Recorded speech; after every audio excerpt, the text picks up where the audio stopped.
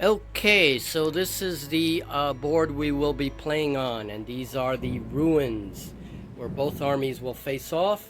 The forces of nature on that side, and the Gorath, the cold-blooded, on this side with his lizard men. And we have some tinfoil ruins here on this edge of the board, and we have a lot of ruins on this edge. Like the ruins? I have this. Yeah, you like that? Yeah. And you have a unit deployed there. And of course, the objective is to reduce each other's armies. Whoever reduces the army to 3 units in 6 turns is the winner. So in other words, if your army is reduced to 3 units by the end of 6 turns, you lose. And we each have 6 units in our army. So my opponent rolls for initiative, and we are going to see who gets to go first, who's the attacker. And there is the roll. The red dice is lizardmen, white dice is elves. And of course, lizardmen get to be the attackers in this game, and the elves are the defenders. So there is a view of the tabletop with the lizardmen deployed on the bottom. And now getting ready to move. And I will choose my Greater War Beast.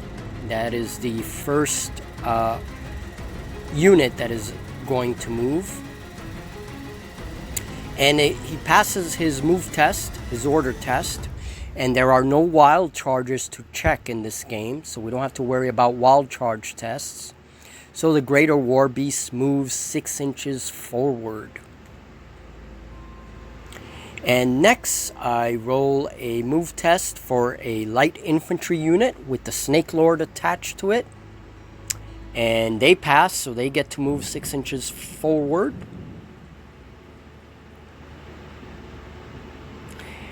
And we check range because this unit has an archery unit attached to it. But there are no hits. That infantry unit misses her little fish people that are on that pond there. The piskins, that's what we call them. So after that miss, oh well, my unit just stays where it is, and we give it an activation token. Next, the heavy infantry is going to move. They pass their move test. And so there is a view of the move test order. They only need a 4+, and they pass it. And so they move up the stairs 6 inches. And there is a view of the heavy infantry with their spears ready to move across the ruins. And the next unit is another heavy infantry unit. They pass their move test, and so they can move. And so they advance 6 inches forward. The Lizardman army is advancing quite well. And there is a view of that heavy infantry unit with the war turtles as it moves forward right next to the Greater War Beast.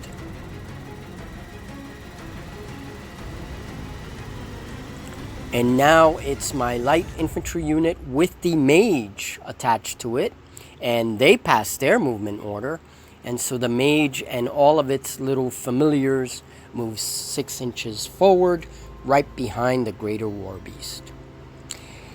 And next is my command unit, and they fail their move test. Wow, they fail their move order. So he does not move anywhere. My general has hesitated. He stays where he is.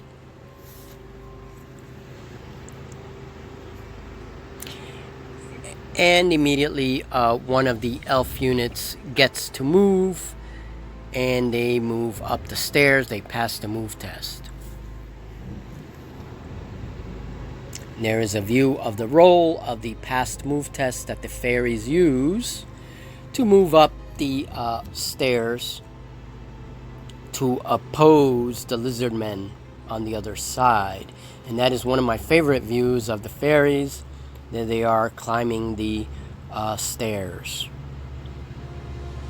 And here is a view of the fairies as they approach these heavy infantry of the lizard men.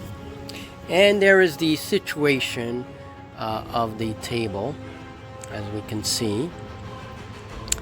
Lizard men have advanced forward very well, and now it is going to be the elf turn very soon. And here it is. Here is the elf turn. The greater war beast on the elf side, it passes its move order, and it now threatens the greater war beast of the lizard men. And another move test is passed by the wolves, the fey wolves of the elves, and they move up the stairs of one of the ruined buildings. And here is another view of those wolves moving up the stairs. They're almost like werewolves. And there is the ruined building as the werewolves, or wolves as we call them, advance. Alright, so now the Piskins, the fish people, they get their move test and they pass their test. So they move out of their pond. And they get to move out of their pond, and there is the leader of the pack, the big one, the big blue one. And they move closer to the light infantry led by the Snake Lord. So yeah, there is another view of the past move order.